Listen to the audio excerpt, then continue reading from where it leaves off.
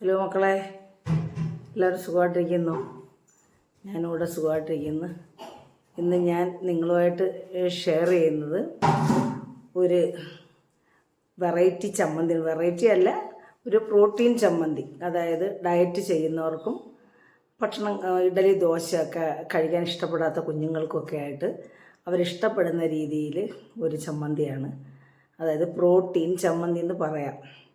അതാണ് ഞാൻ പറഞ്ഞ ഡയറ്റ് ചെയ്യുന്നവർക്ക് രാവിലെ നമ്മൾ പ്രോട്ടീൻ റിച്ച് ആയിട്ടുള്ള ഫുഡാണ് കഴിക്കേണ്ടത്. അപ്പം അവർക്കായിട്ട് ഇവിടെ സെലക്ട് ചെയ്തുള്ളൊരു ചമ്മന്തിയാണ്. അതായത് പീനട്ട് എന്ന് പറയുമ്പം പിന്നെ ഇതുണ്ടല്ലോ, നിലക്കടല, ഗ്രൗണ്ട് നട്ട്, കപ്പലണ്ടി എന്നൊക്കെ പറയും. അപ്പം അത് വളരെ ടേസ്റ്റിയാണ്, ഹെൽത്തിയുമാണ്. അപ്പം മക്കളെ, ഇന്നത്തെ സ്പെഷ്യൽ പ്രോട്ടീൻ ചമ്മന്തിയാണ്. ഇത് കൂട്ടിയാണ്ട് ഇഡലി കഴിക്കാൻ പോകട്ടോ. ഞാൻ നല്ല വിളമ്പ് കൊടുക്കുക. 3 ഇഡലി തിന്നാൽ മതി.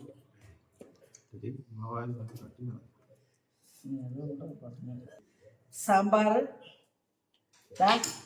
ഈ ചട്നി, ഇതാ ടേസ്റ്റാണെന്നറിയോ? ചെയ്ത് നോക്കണേ. ആക്കിയിരിക്കുന്നത് എങ്ങനെയാണെന്ന് നമുക്ക് കണ്ടു നോക്കാം. അതിന് നമുക്ക് വീഡിയോയിലേക്ക് പോകും. ഞാൻ ഇന്ന് ഉണ്ടാക്കാൻ പോകുന്ന ചമ്മന്തിക്ക് നമ്മളിതിനകത്ത് 100 ഗ്രാം നിലക്കടല, കപ്പലണ്ടി, പീനട്ട് എന്നൊക്കെ പറയും കേട്ടോ.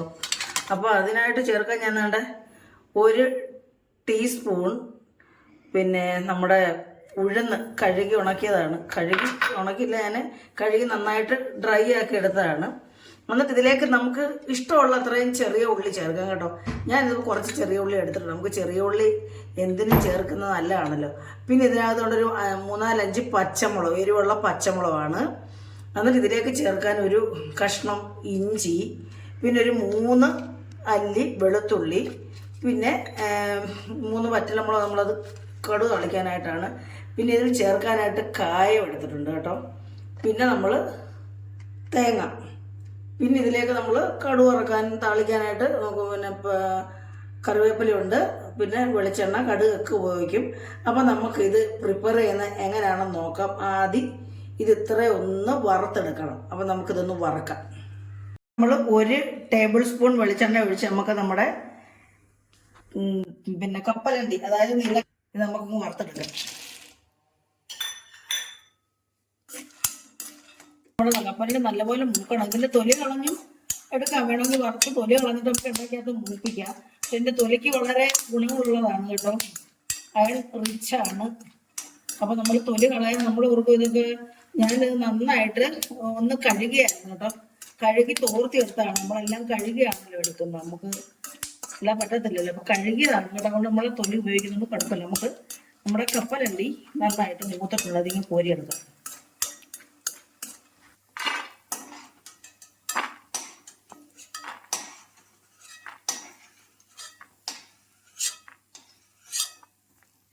ഈ പച്ചമുളക് ഇതിനകത്തൊന്നും നമ്മുടെ എരിവിനനുസരിച്ച് പച്ചമുളക് തരാം. കുഞ്ഞുങ്ങൾക്കൊക്കെ കൊടുക്കുമ്പോൾ അത് എരിവ് വേണ്ടല്ലോ. അപ്പൊ നമ്മൾ ഇതൊന്ന് ഇങ്ങനെ ചെറുതായിട്ടൊന്ന് പൊട്ടിച്ചിട്ടുണ്ട് കേട്ടോ. എന്താണെന്നറിയാം അങ്ങനെ ചെയ്തത്? ഇതല്ലെങ്കിൽ പൊട്ടിത്തെറിക്കും. അതുകൊണ്ട് ഞാൻ പൊട്ടിച്ചിട്ടുണ്ട്. പൊട്ടിച്ചെടുക്കാം.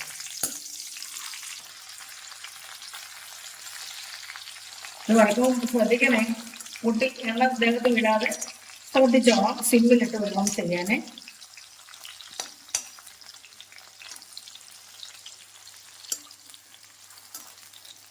അപ്പോൾ നമ്മൾ കൂടുതൽ പച്ചമുളക്, എന്തിനായാലും നമ്മൾ പച്ചമുളക് ഉപയോഗിച്ചാൽ നമുക്ക് കുടലിനൊക്കെ നല്ലതാണ് കേട്ടോ. അല്ലെങ്കിൽ നമ്മുടെ ഈ വറ്റൽമുളക്, നമ്മൾ ഉണക്കമുളക് ഉപയോഗിച്ചാൽ കുടലിനൊക്കെ നമ്മുടെ ആരോഗ്യത്തിന് മോശമാണ്. അപ്പോൾ നമ്മൾ ഏത് ഭക്ഷണത്തിനും കൂടുതൽ പച്ചമുളക് ഉപയോഗിക്കുന്നതാണ് നല്ലത്. ഞാൻ എൻ്റെ ഒരു രീതിയാണ് പറയുന്നത് കേട്ടോ. ഇഷ്ടമുള്ളതുപോലെ നമുക്ക് ചെയ്യാം. അപ്പോൾ നമ്മുടെ പിന്നെ വറ്റൽമുളക്, പച്ചമുളക് ഇങ്ങനെ മൂത്തിട്ടുണ്ട്. നമുക്ക് ഇനി കോരിയെടുക്കാം. കോരിയെടുക്കാം. നമ്മുടെ ഉള്ളിൽ ഇട്ട് കൊടുക്കുക. നന്നായിട്ട് മൂക്കണം അത് കേട്ടോ.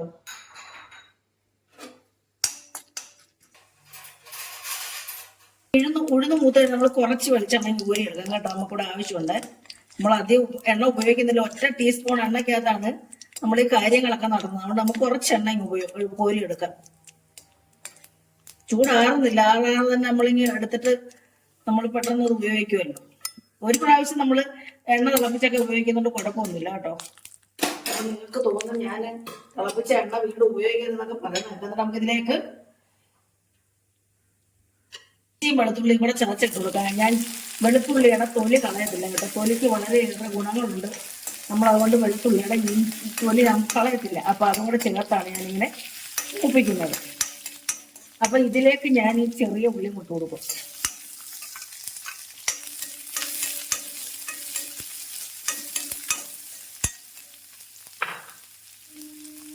ഒരു തണ്ട് കറിവേപ്പിലയും ഇട്ട് കൊടുക്കും.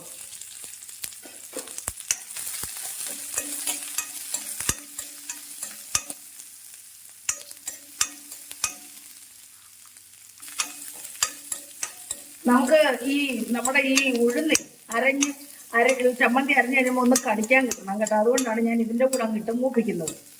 സാധാരണ നമുക്ക് ഇതിന്റെ കൂടെ ഇട്ടാൽ ഈ പിന്നെ വെള്ളം പിന്നെ ഒരു പ്രകൃതമുള്ളതാണല്ലോ ഉള്ളിയൊക്കെ.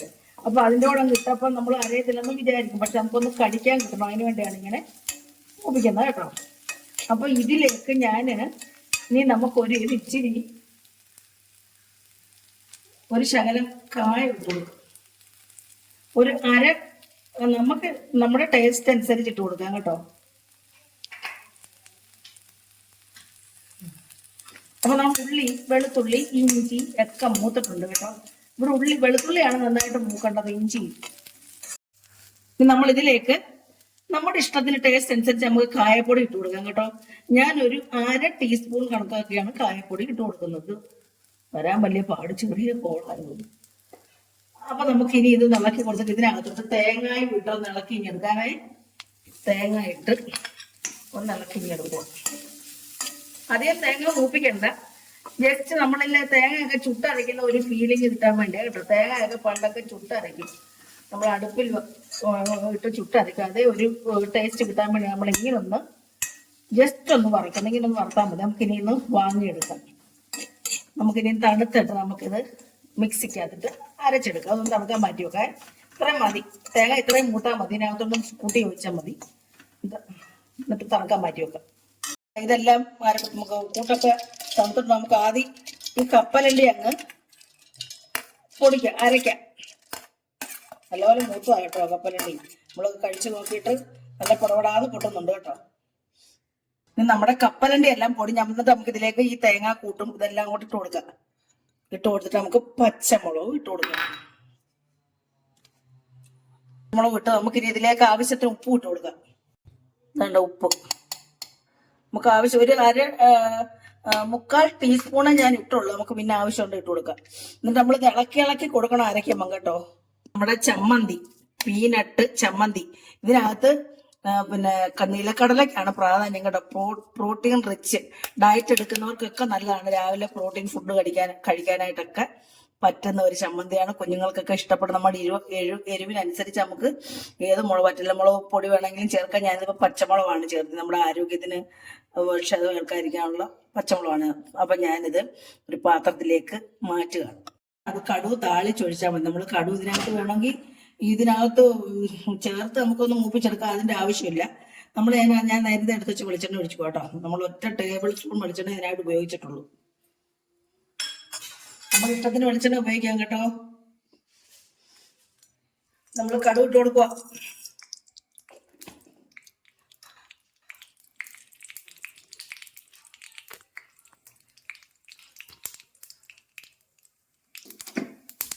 രണ്ട് വറ്റൽമുളക് കടുവ് പൊട്ടി കഴിഞ്ഞിട്ട് ഇടാവുള്ളൂ.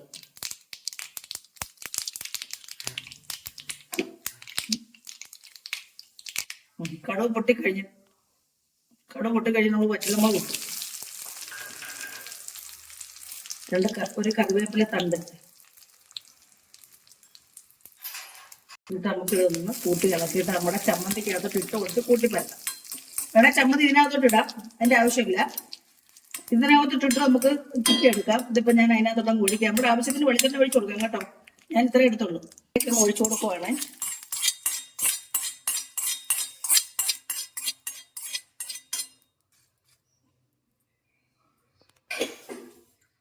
എന്നിട്ട് നമുക്ക് ഇതൊന്ന് കൂട്ടിപ്പരട്ടണേ.